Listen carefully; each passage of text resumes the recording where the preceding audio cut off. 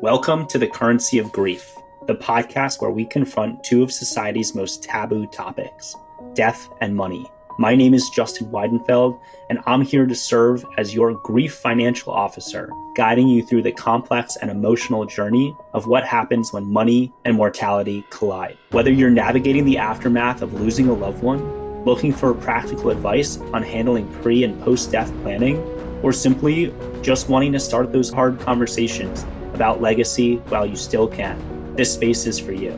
Together, we'll hear real-life stories from real-life people who have navigated the intersection of grief and money and come out the other side. Our guests will share their stories, practical insights, valuable advice, and moments of clarity so that none of you have to navigate this alone. I'm grateful you've decided to join us on this journey. Now let's dive in. So without further ado, let's meet our guests for today's podcast. I'm humbled and honored to be joined in the virtual studio with Angie Ingraham. Angie's a former trauma surgeon turned independent board certified patient advocate, and she launched her own firm called True North Patient Advocates. She was inspired to do this work both by her experience as a trauma surgeon and after losing her dad to glioblastoma in February of 2021. Differently than most, her and her dad had a conversation about his care goals, which made their challenging health and emotional situation just a little bit easier. Angie and I met via LinkedIn through our prior guest, Elliot Apple, and I'm super excited to welcome her to the Currency of Grief podcast. Angie, thanks for joining us today. Thanks so much for having me, and I'm really looking forward to our conversation. Me too. So when we first spoke and you listened to Elliot's episode and we had a conversation, what made you want to come on the podcast and share your story and give advice? Yeah, I think there were a lot of reasons. I think one is similar to what your podcast mission is. It's, how do we help people think about these things that are really challenging and people don't want to often think about or have conversations about? How can I help, because of my experience, make that a little bit easier? How can I share what my family and I went through so that hopefully people don't have to go through some of those same things or those challenges as well? And then really just kind of, how do we normalize this? How do we educate people about, the financial literacy part of it, the grief, emotional processing part of it? Because as you said, mortality is inevitable. It is. And the normalization, the sharing the stories, that is 100% the mission of the podcast, because it's going to happen in some way, shape, or form to all of us throughout our lives. And I think you're going to mention a quote later that, really hits home. But before we dive into all of that, here on the Currency of Grief, we don't hold back. We dive right into the deep stuff. So tell us a little bit about your grief story and your dad. Yeah, so my dad was 69 years old. He had recently retired from being a high school psychologist at the same high school for his entire career. He was essentially healthy. He had AFib, so his heart beat irregularly a little bit, but really that was about it as far as his medical history. And we noticed that he was, a little bit off, and he got checked out, and it turns out that he had this very aggressive brain cancer. And so, our world was turned upside down. He was diagnosed in September of 2020, so in the thick of the pandemic, and passed away, 5 months later. We'll talk about this throughout the podcast, but there were so many things that some were unexpected, some we had planned for, but, it was like this, my healthy dad all of a sudden was sick. And my family, my sister and my brother were becoming his caregivers. He died very, very shortly after his diagnosis. And so there were so many things to kind of process in that, it brings up a lot of emotions, now, but, it only hurts because you love him so much. Yeah. Wow. And what did your dad mean to you? What was his role in your life? Yeah. So, I mean, he really was my rock. So I am not married. I don't have any kids. I have a dog. And so he was always, my person. I mean, he was my kind of mentor. He was my informal financial guide when I was, figuring out student loans and all of those things. He was really one of like my biggest cheerleaders. And so, I really did lose, one of my best friends when he passed, but at the same time, he still is. I still think that he's with me. It was interesting. I'll share a very brief story, but his older brother actually recently passed away. My dad was one of 11 siblings. Wow. Yeah, and so we always joked because he was the healthy one out of all of them. And so his older brother passed away, and I've had this picture of them together where my dad is actually kissing his older brother on the cheek. And I recently saw the full picture of that, and I'm sitting on the side, outside of the cropped out part of the picture of them two kissing. The original picture has me on the side. And so I always am looking for these different signs that he's sharing with me to share that he's still there and he's still with me, even though he physically isn't. Yeah. Wow. That's a special image and a special picture. And these signs, they come up when you least expect it. Right, exactly. What was, what, like, what was your path leading up to that, your dad's diagnosis? What were you doing personally, professionally? Where do you live? Were you very close to him? Were you far away? Yeah, so I live in Madison, Wisconsin. So I was a trauma surgeon at University of Wisconsin for almost 10 years. And I chose to come to Wisconsin after my training because my family was in Chicago, and so I wanted to be closer to them. My dad actually at the time lived with my sister, so my parents were separated but not divorced. So he was living with my sister. And ironically, it was really a blessing that I had the position at UW when I did, because in that position, I actually had a lot of research time. So it was during the pandemic. I had flexibility. I could work remotely. And so when he got sick, I actually pretty much moved down to Chicago and moved in with my sister and him to help take care of him. Wow. And what was it like in those moments at home when, like, was it the three of you were together in one house and watching him, go through the struggles? Yeah, so my sister's married. She has 4 kids of her own. Oh, wow. I was gonna say, is it just the three of you? Was there like a lot of people? No, yeah. So there was a fair amount of us, and like I mentioned, it was during the pandemic. So the kids are home trying to do school remotely.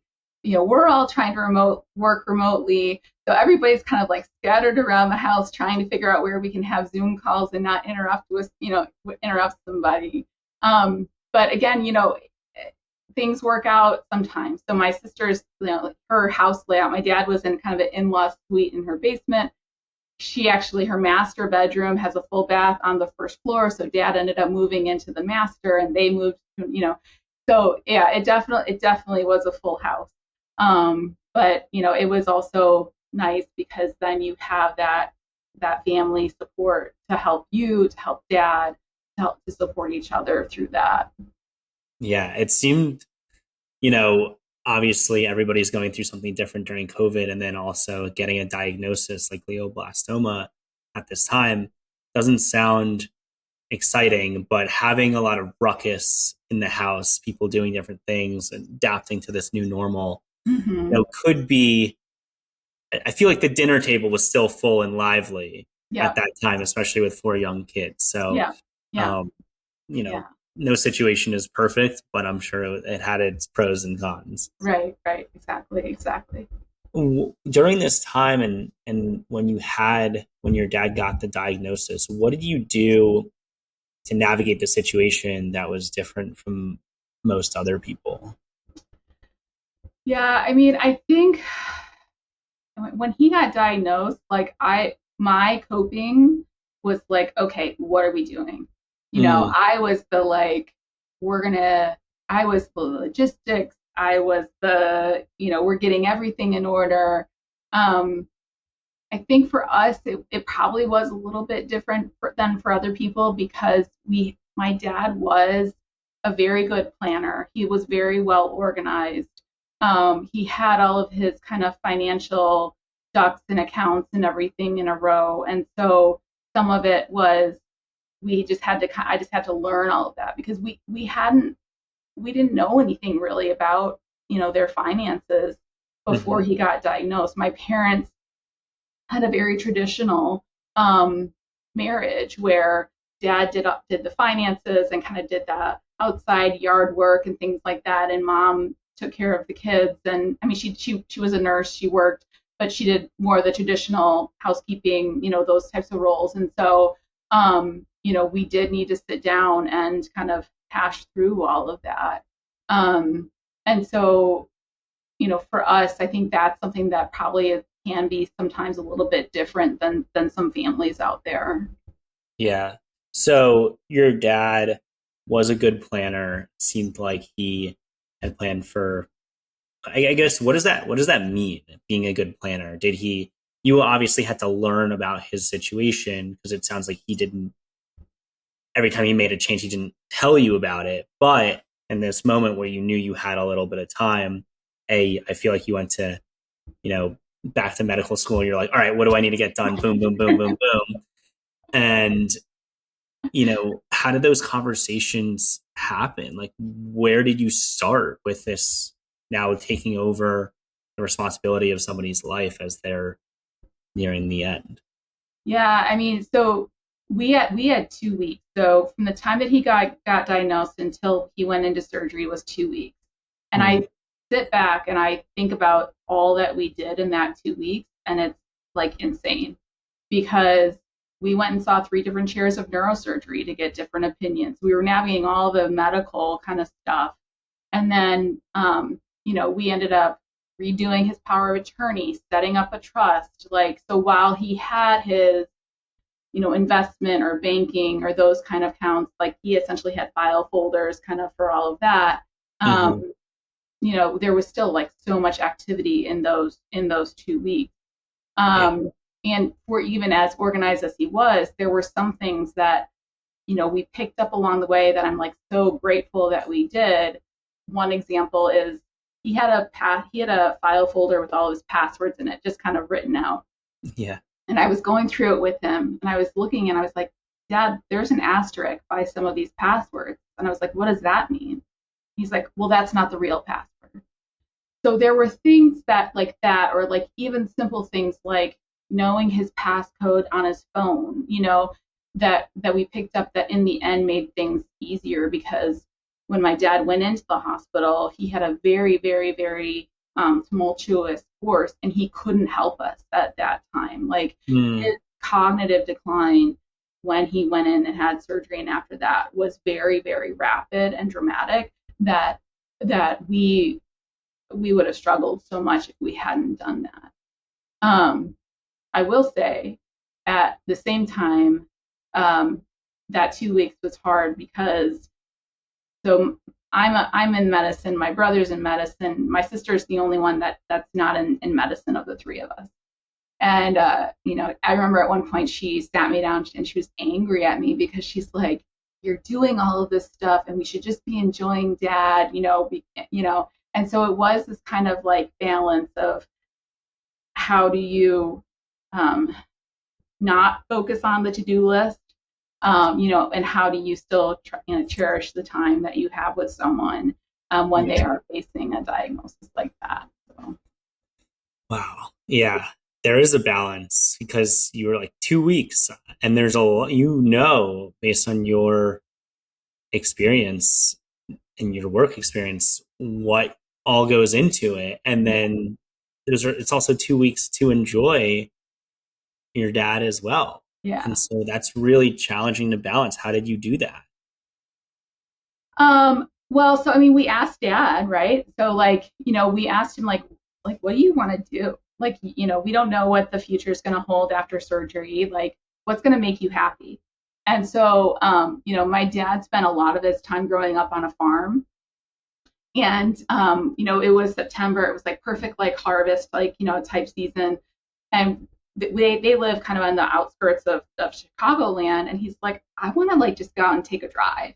And so we just went out into like the farmland and just like sat and watched them like harvest, like do the harvesting and things like that. It was, simple things like that like just brought him joy that we did. We also had some really hard conversations, again, like, he was in his late 60s. We had not had like goals of care discussions with him before. And so again, like I sat my brother and my sister and my dad down and like, we're having this conversation. Yeah. And it ended up being really important. And the best way to sum it up was, we asked him like, what's important to you? Like if you couldn't do something, like what would be our sign to know that, pursuing with additional medical treatments and things like that isn't the way to go. And he was like, I want to be able to meaningfully interact with my grandkids. And so, that later in the course gave us a guidepost to say like, okay, like, are we doing things that are getting him back to that goal, or do we need to change course and do something different? So I like the way you phrased it. It's a goals of care conversation. I feel like there's a lot of different angles that you can go, whether it's nursing home care or, literal end of life. Do we pull the plug or not? And so if you were like, I know you said you wanted to sum it up, but I'm going to actually ask you to unwind it a little bit and say, how did you bring up the conversation? How did you do it intentionally? And then, what were the questions that you asked, including what is important to you? Yeah, I mean, I think the intention and like the circumstances of that conversation are really important, right? So the intention of those conversations, at least for me, and again, like this is somewhat pulling in my physician background, but as a surrogate decision maker, so as a power of attorney, like my role is really to make decisions that are in line with what my dad wanted. It's not what I wanted, it's what my dad would have wanted. So it's like, if you were the fly on the wall in the room, in the hospital room, what would dad be telling you to do with medical care? So that's kind of how I think about those conversations. And then it's also like, we had to find a time. So my brother lives in Denver right now, but during this time, he was in town with his family, and he's got two little like young kids. So we had to find a time where it was just the four of us, where it was quiet, where there weren't distractions, where we could really be intentional and like focus on each other. And then, I mean, I think the questions, there are a lot of guides out there that can walk you through, these conversations too. Like 5 Wishes is a great guide that people can use. But I think it's really like, sometimes it's like, tell me what you don't want. This didn't really apply to my dad, but I've had patients before who are like, if I can't be at home with my dogs, like that's what's meaningful to me, And so trying to paint a picture like that is, for me, much more useful for the family, and it's easier for people to talk about things like that, rather than saying like, do I want a breathing tube? Do I want a feeding tube? Like those things, because some of those things are maybe temporary, right? There's very few things in medicine that are really kind of like permanent. And so having the end goal be like, this is the goal of what I want my life to look like and what is important to me, is much more useful than like the checklists of like, I want this, I don't want this, that are so common, living wills and things like that. So. Yeah. So it's really the intentions and the desires behind what those documents actually mean, and Right. telling the person and the people who are in charge what those intentions and those desires are, because you Right. don't always know. Those documents are written in black and white. They're Right. not written in, by that person for that person with the intentions and desires. Right. Yeah, exactly. Exactly. So you obviously have an extensive background in dealing with end of life. Mm-hmm. And I'm sure they teach you in medical school, but then you are also a trauma surgeon and working with patients and their families.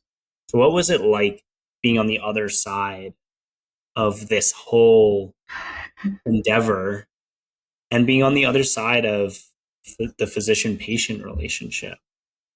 Yeah, I mean, it really has opened up my eyes. Like so much of it right now for me is there are blind spots that I had as a patient or a family side of things, and I'm recognizing blind spots that the providers and the health system have.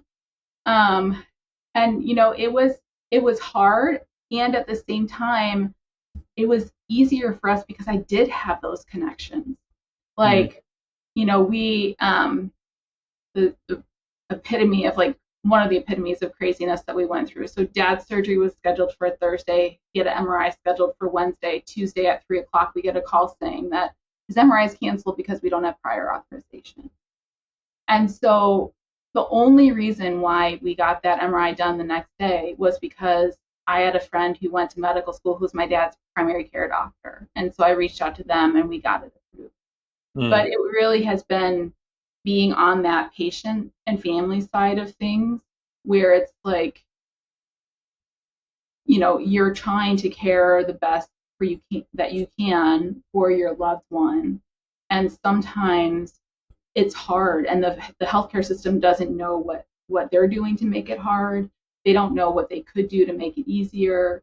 Yeah, and so it was just really really eye opening for me. Yeah. What else have you found that's been challenging for families that they should, look out for, or potentially utilize an advocate for? Yeah, yeah. I mean, so much around healthcare comes to communication, right? Hmm. And we experienced this from my dad, and I experience it now with my clients. Um, how do you get information about how your family member is doing when, especially when they can't talk for themselves or can't process information themselves? Whether they're at a hospital or they're in a rehab center or they're, in a nursing home.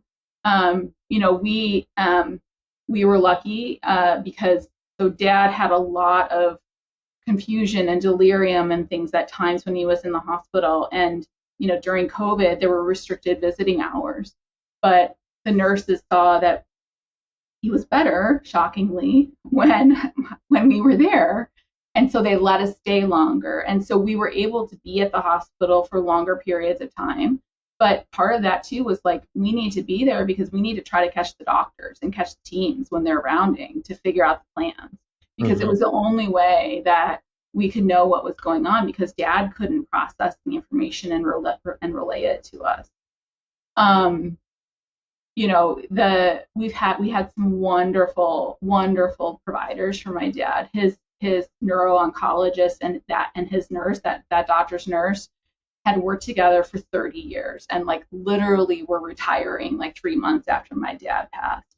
Yeah. And they worked some magic of their own to get things done for us. And so I think it really is just it's like patients and families need to almost know how to work the system, how to function within the system to have them get their care. So Wow. Yeah. And I wouldn't even know where to start with the system. yeah, yeah. I mean, it's ideally right. It's not your job. It's not the job of Mhm. the patient or the family to do that. And at the same time, I recognize I mean, health systems and providers, nurses, aides, doctors, APPs, patients are sicker now. They're working with fewer resources. They're trying the best they can. It's not anyone's like fault, but the system is definitely designed to get the results that it was designed for, right? Right. So. Yeah. I mean, getting healthcare is hard enough. Like the actual health or health insurance, medical insurance is hard enough. Yeah. And then also, working the system. I know the financial system well. I don't know the medical system well, unless you're brought up in it and you have an advocate. It's really challenging. Yeah. So then let's talk about the role that you took on. Mm-hmm. You were the medical power of attorney. What other roles did you take on? Yeah, so I was medical power of attorney, financial power of attorney, and the executor of the estate. So I kind of like took on everything, which actually in some ways kind of made it easier. Not that my like brother and sister like didn't help, but again, like I had the color coded spreadsheet. It was like in some ways it was a little bit easier that way. Yeah. So what were the immediate action steps that you had to take? I guess we talked about the 2 weeks after the diagnosis. Yeah. But leading up to and after his passing. Yeah, I mean, so that actually was, quote unquote, relatively like easy because we had done so much of that prep work, ahead of time. And so we had changed all the beneficiaries and we had the trust established. So a lot of that was just kind of like more the execution part, getting the death certificate, submitting all the appropriate paperwork and things like that. But, I mean, it is like so important. I mean, we talk about patient advocates. It's like so important to have people like you, to help families in doing that, because it's not only setting up all of those accounts and doing all the financial stuff.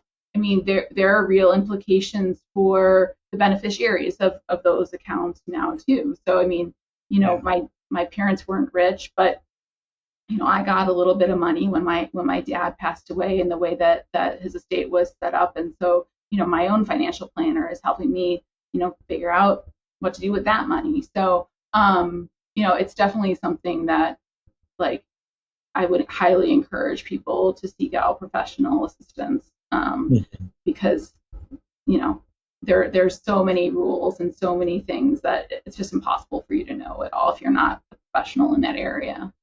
Was there one thing that you learned or wish you knew about A, inheritance, or B, the roles that you took on that you're like, hey, other people should really know this? I think the one thing that my dad probably didn't do as much that he probably could have done maybe, or at least like looked into, is like you can pre-plan and do everything for your own funeral. Like, and like I'm gonna be honest, like that's one thing I have not set out my own funeral plans, even though I should. Like, but that's like one thing that I didn't even really like consider. He had bought he called it, he's in the cheap seats. So in the mausoleum, he's literally in the upper right hand corner. But like that's the extent of what he had done in terms of like funeral planning. And I know like it didn't necessarily apply to us, but again, people can sometimes prepay for funerals as ways to bring down their total. You can probably explain on this more, like bring down their total net worth in order to qualify for different programs and things like that. So, I think that's one thing that I learned that I didn't know before. Yeah, definitely. There are ways to, pay for life insurance or plan the funeral or whatever it might be, but take money out of your estate to be able to qualify for different things. Right. Were there any complications with your mom when, because they were separated and not fully divorced? No, I mean that actually, it actually was like a blessing in disguise. So my dad actually, because he had been with the school system for so long, he got a pension, which is actually a good size pension. And because they were separated but not divorced, she actually gets half his pension for the rest of her life. So there were some hidden kind of blessings, in that. There were, I think that's kind of like the biggest thing. Yeah, and for those the people who are listening who don't know, because pensions are winding down a little bit, what does that mean, and how did you go about navigating the pension system to get your mom half the benefits?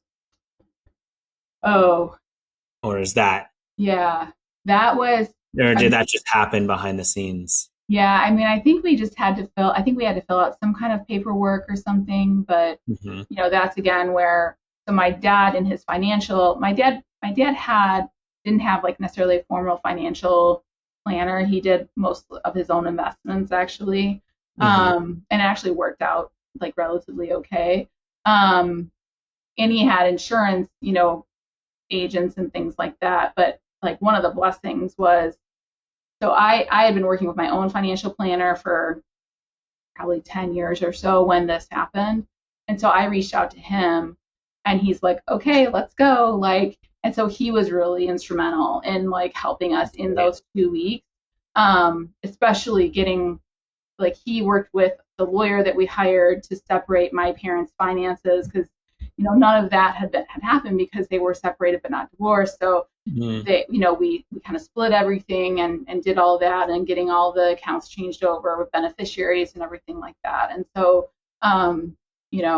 Cameron is my financial planner, but Cameron had met my dad because I would bring my dad in. Like I said before, he was like my dad was my financial advisor. So like we had Zooms with like dad and Cameron and me, But yeah, it was really special. I actually had never met Cameron in person. So, but he came to my dad's wake. He came from out of state and drove to come to my dad's wake. And so, I think it speaks to, I'm sure, the relationships that you have with your clients. I mean, these professionals who help us, whether it's our medical professionals or financial professionals, like, they really do become part of our family, I mean, and, especially for me being single, I mean, I think Cameron may know some stuff that my sister and my brother, who are my powers attorney, don't know, because it's easy for me to like, Cameron is like the brain, right? Like if something happens to me, Cameron has everything. Yeah, I think for the listeners out there, you want to build your team when you're going through such an emotional process like this. And so part of the, advisors for the most part get compensated based on the products or the investments that they manage or recommend. But with that being said, the real value, I feel like, with any advisor is that they show up when you really need it. Yeah. Think of a therapist. You want your therapist to be available for you when shit hits the fan. And so you think of your doctor, like you want to be able to go have a doctor's appointment when you really, really need it. And so that's really the role of the advisor. And so it sounds like you built out your team where you were able to have the resources that you needed in order to navigate this really challenging situation and fill the gaps of the knowledge that you didn't have. Yeah. And I think there were so many members like on our team, and, we were fortunate, Dad had a long-term care policy. We had some finances. So, we were at one point able to pay for a 24-hour like in-home care, person to help us care for Dad. So we weren't, especially towards the end, like doing all of the things for Dad as far as like bathing and things like that. The other like friends and family that, brought us meals or, reached out, often it was, they would just like drop something off because it was pandemic time. But yeah, I mean, it's so important during these times. I think the other thing I would encourage people to do is like, you just need to ask for help. Like, and it's hard to ask for help, right? And like, but it's so important, and people want to help, but sometimes they don't know what you need. So the more specific that you can be on like whether it's, helping with driving the kids or like, helping with a meal or whatever it is, it then allows the people who love and support you to do that more effectively for you. Mm-hmm. Who gave you support during the time that you were caring for him and during the time after he died? Yeah, I mean, a lot of people. I mean, obviously, like my brother and sister and family. But I mean, my employer. So I mean, they were very flexible about my work and my schedule, so that I could, be with Dad. And there was one time where it's like, oh, he needs to go to an MRI the next day, and I was able to like go down and take him to the appointment. I did seek out a therapist. So I had never before engaged in professional therapy, but I knew I was already having kind of like anticipatory grief because with the cancer diagnosis that my dad had, it's very aggressive and the time frames are very short. So I did engage with a therapist to kind of help to process that. And then, I think the other team members that we kind of already talked about. So. Yeah. Yeah. And I want to point something out that you said is, in addition to the team, he had a long-term care policy that allowed for in-home care. Mm-hmm. So even though you were in the medical field, you weren't the one bathing, transferring, like changing your father to the point that you made earlier. You were able to spend quality time with him and somebody else was doing the logistics. And just that little bit of help is incredibly, like, it goes a long way when you're talking to hospice and you're navigating the finances and paying all the bills, like having to physically take care of your parent or your grandparent or whoever, or your spouse or whoever it might be, is really challenging during all those times. Yeah. Yeah. I mean, because so it actually allowed us, so, so he was engaged in hospice at the end. He was in home hospice in my sister's house. But, it did get to be this time where it's like someone kind of needed to be there, like with him all the time at his bedside. And it was really a blessing because the in-home caregiver was actually there and she told us, she's like, I got this, go out, go have, like, we're in our dining room, but it's like, go sit down and have a meal, as a family together.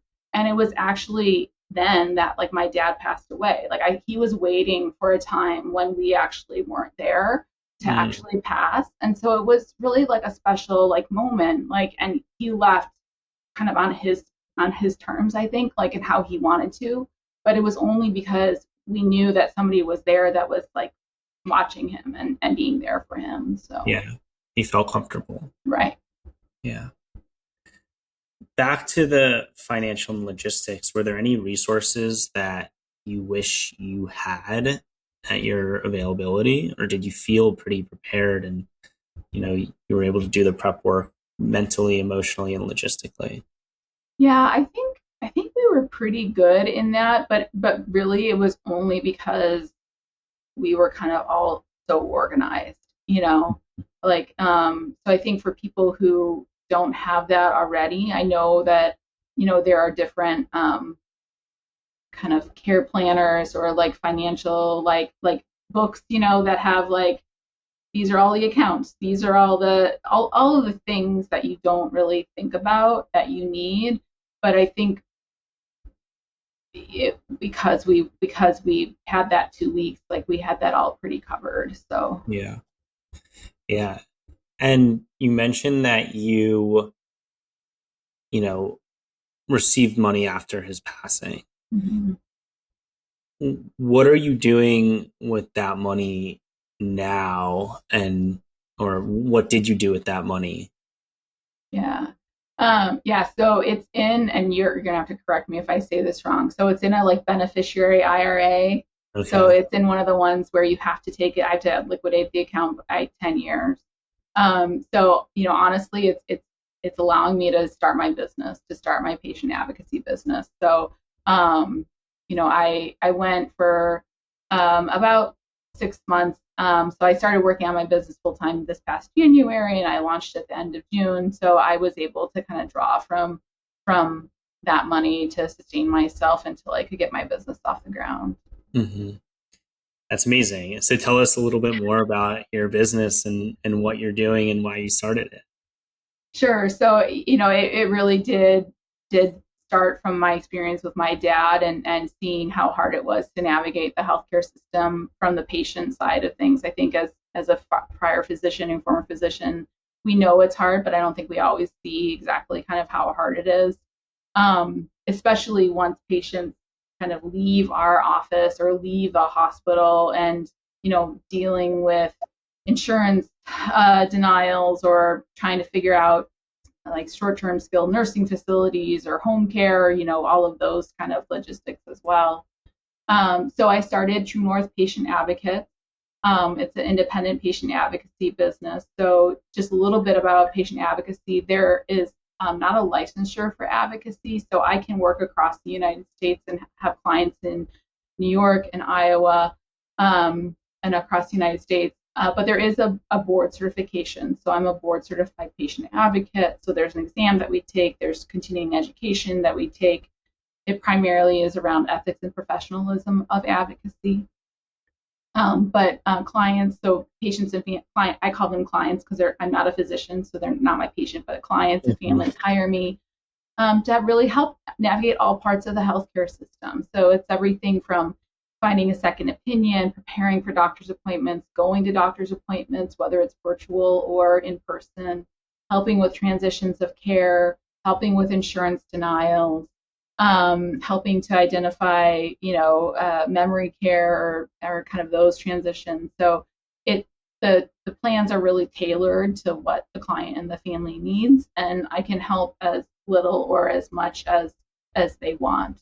But it's really kind of all of the whatever is the pain point, in getting healthcare. It's just trying to address that and make everything a little bit easier. Yeah, that's really cool. Are there a lot of people doing this? Is this industry becoming more mainstream, or are you like one of the pioneers? Yeah, so there are definitely people who have done it before me. So there's about 1,300 board certified patient advocates in the United States, the last that I checked, which really isn't that many. The board started in like 2010-ish, in the 2010s. So it definitely is a newer profession. I am one of the relatively few physicians who are advocates, though I definitely am not the only one. A lot of advocates have backgrounds in nursing or social work. There are also people who not only, but they focus on billing and insurance advocacy, so they don't do any clinical navigation or healthcare kind of navigation. They are the colleagues that I would call on if you came to me and said, hey, I have this $150,000 medical bill that I'm trying to negotiate down. I'm going to refer you to somebody who does that kind of full time. Got it. Yeah. So there's different lanes as well and different specializations. Yeah. Yeah. And everybody, each advocate kind of chooses their own kind of niche. I'm keeping my practice broad for right now, just because I want to I want that for my business, and I think I can support that. But there are some advocates that their business is, rare pediatric diseases. It can be kind of as broad or as like specific as you want and as your background and qualifications, can support. Yeah, that makes sense. I think it's important to, you want to be the specialist in that so you can advocate in the best possible manner and know how to work the system like we talked about before. Right. Yeah, exactly. And obviously you're tied to that specific niche as well. So there's a reason that specific person is working with pediatric. Right. Right. So how would you feel, or what do you think your dad would feel about you using the money to launch True North? Yeah, I mean, I know he's like super proud of me. Especially, no one in my family really is like a small business owner. In my immediate family, we've all kind of had relatively standard, W-2 jobs, or like we've gone through all of our education and things like that. But, so much of like my dad was giving back and was service and helping people. And so it's really an honor to be able to, help other people in the business, but then also just, through these kind of conversations, because hopefully it'll spark them to have conversations or think about, oh, we need to set that up, or, we need to think about that, or we need to show up that way, or, different things. That's amazing. I think he would be very proud as well. And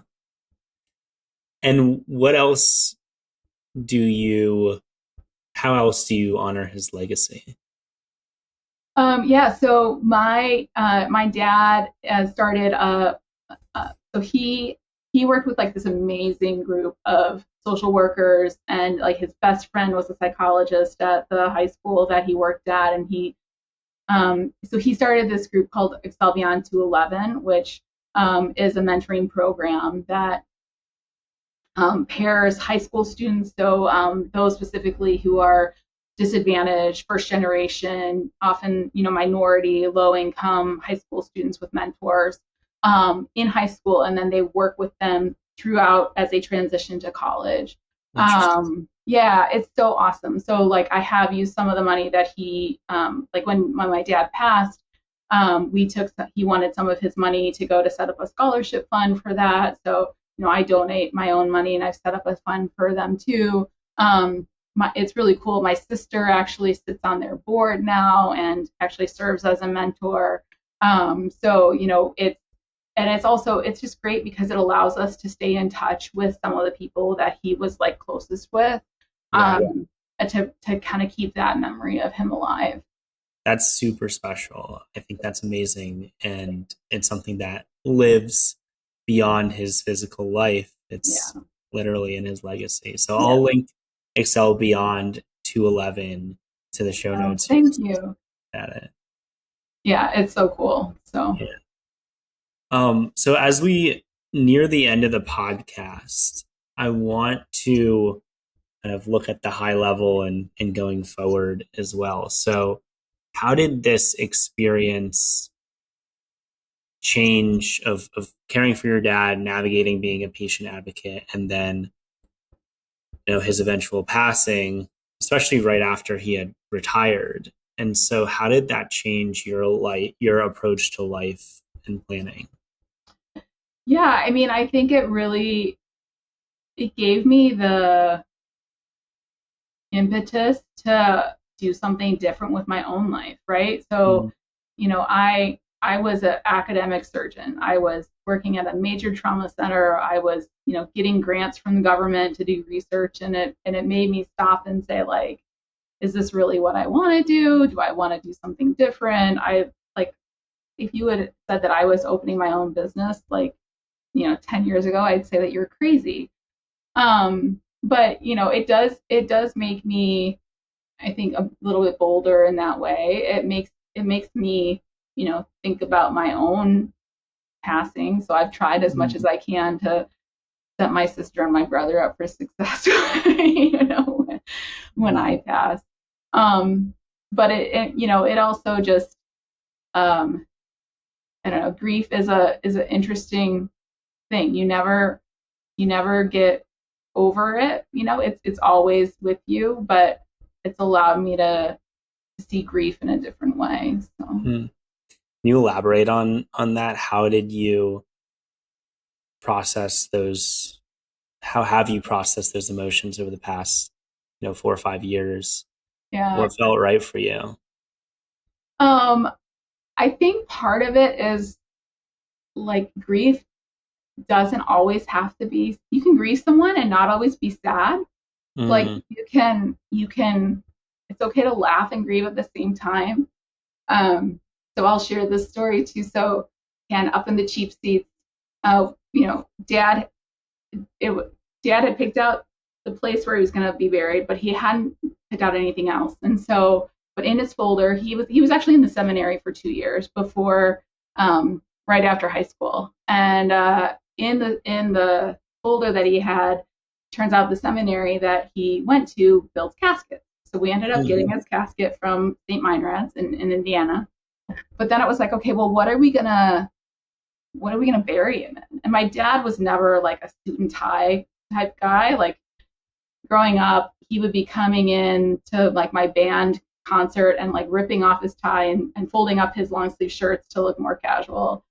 But my dad loved biking. And so like we're like, let's put him in his bike gear. So he's buried with his helmet and his bike shoes that are too small for him. And he had a fanny pack that had extra tire tubes in it because he always had a flat tire. That's and funny. So like, it's like whenever I think about him now, it's like, yeah, I mean, he's up there biking away, so he's ready to go. Yeah. So I think it's really important to seek out like those little nuggets or, I love there's a book. I don't know if can I curse on the podcast? Yeah. So there's a book called Dead People Suck. And it's by a comedian and going through her experience with, I believe if I'm thinking about it, it's her mom who passed away. And I'll share a very brief story. So after my dad had passed, I have a very good friend whose husband actually has passed away from glioblastoma, from the same brain cancer as well. And he's like close, he's my age or younger. And like the best way to epitomize the book is my friend was describing to me that she was changing her husband's diaper because he had soiled his diaper, and she rolled him over, and as she rolled him over, the diaper ripped, and she cussed, and her husband says, well, that doesn't sound like the sound of success. And it was just like these like little humor things that you can have, especially if you were taking care of someone and having, not having that, it could still happen if you had a sudden death, but that experience where you were the caregiver, and it's like, how do you process those like intense, challenging, frustrating, exhausting periods and do it in a way that you can still try to find some humor. So yeah. Yeah. So Dead People Suck. Dead People Suck. We'll add it to the show notes as well. That's amazing. Yeah. So I would highly recommend the book. I did have a friend, I guess she has like a YouTube video or something. There's there's something else that, don't watch that. Read the book, because somehow I haven't watched it, but they don't correlate. So Got it. Okay. So Angie, I'm going to take you back, and I want you to imagine somebody at your stage of life and career that, just spoke with their father, and they are about to embark on a 5-month journey caring for somebody with their father, glioblastoma, and then all the grief that would happen beyond. The same story that you went through, the same experience that you went through. Do you have any grief mantras or words of wisdom that you would want to leave with that person, that you would want that person to carry with them to help them, navigate care, advocacy, grief, and life afterwards? Yeah, I mean, a colleague of mine at the hospital, told me, because I was like bawling, and she said, it only hurts so much because you love them so much, right? And so like I shared with you this quote, and I'll read it if that's okay. Like, Yeah. So Anderson Cooper, who is a CNN correspondent, has been very open about his grief journey with his mom, dad, and brother, passing, and he has a podcast which I highly recommend. But one of the best episodes is the one with Stephen Colbert on it, and because Colbert lost, I think it was his dad and his brother. I'm not going to get that right, but lost people in his immediate family, and he has this saying, and I'll read it, but it says, it's a gift to exist, and with existence comes suffering. There's no escaping that. But if you are grateful for your life, then you have to be grateful for all of it. And so I remember that, and like, as much as those times like are so hard and can like suck so bad, like you do it because you love that person so much. Mm. Sorry. The feelings are welcome here. Yeah. Wow. It's a gift to exist, and with existence comes suffering. There's no escaping that. But if you're grateful for your life, then you have to be grateful for all of it. Yeah. It's powerful. That's yeah. And I think the other like brief story that I'll share, and I don't know if I'm telling too many stories, but like, this is perfect. You can make things happen that you'll remember, and others will remember too. So like, again, my dad was one of 11 brothers and sisters, and during the pandemic, and so like nobody wanted to come over because they were afraid that he was going to get sick, and just all of that kind of stuff. It was either vaccines hadn't come out yet, or they were still very early, that all of that. So we were trying to figure out how to get everybody connected. Mm-hmm. And they all wanted to be on a Zoom. And those members of my family are not technologically savvy. And so, and I don't know if you can, I'll share a picture if you can include it too, but I have this picture of my dad. So it took us an hour to get everybody on the Zoom so that everybody could see everything, whatever. So it's a picture of my dad with the computer and all of his brothers and sisters on Zoom. And then there's a beer company in Wisconsin that made fuck COVID beer. So there's a picture of a fuck. So it's just like the epitome of like, but as like much of a struggle as it was to get that Zoom set up, it was like one of the lights for my dad because he was so close to his siblings and got to have that time with them. So, you can find little ways that make it easier for the patient who's sort of, the family member who's going through this, and make great memories for you too. Yeah, those memories, they stay with you. Yeah. They keep you going. Yeah, they make it absolutely even more of a special gift. Yeah. If you can record things too, like save